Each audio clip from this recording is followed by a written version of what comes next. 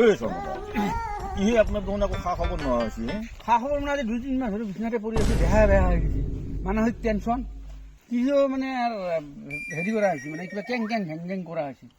Income চিনকাম নহ'লেতো জানেই কথাটো।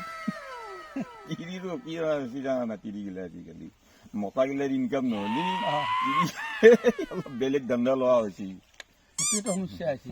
এই আহক আহক চব এটা কি কৰি আছে হে?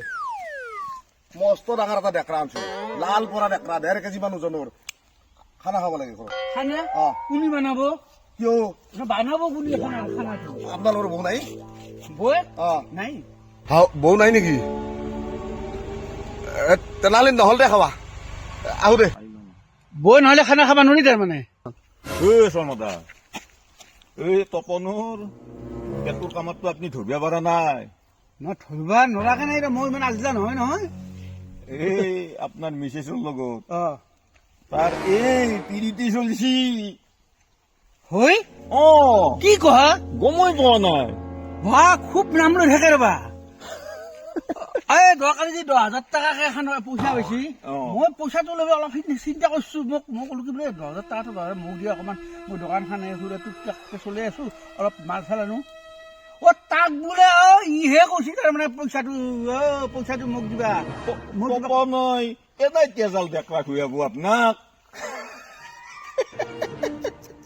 ধৰক তাক হা ধৰক তাক। কি হে? ক'ত যা? কি হে? গাড়ী বন্ধ কৰ, গাড়ী বন্ধ কৰ। কি হ'লে? তই মানুহ মৰা বুলি ভাবছ না মই জিন্দা থকা বুলি ভাবছা? দেখা পাইছো দেখোন, জিন্দা আছে নে? জিন্দা আছো। অ। জিন্দা আছো যদি মোৰ তিৰিৰ লগত তোৰ কি হয় লিং লাং মই শুনিহে আছো ইমান নি। খাই গৈছে।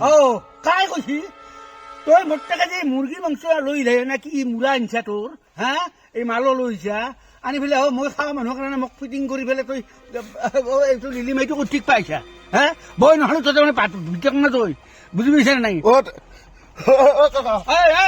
আহো দে, আজিৰ পৰা নাহো দে। সাৱধান সাৱধান, যদি আয়ে মোৰ যি ৰাস্তা দিছা এই ৰাস্তা দি যা।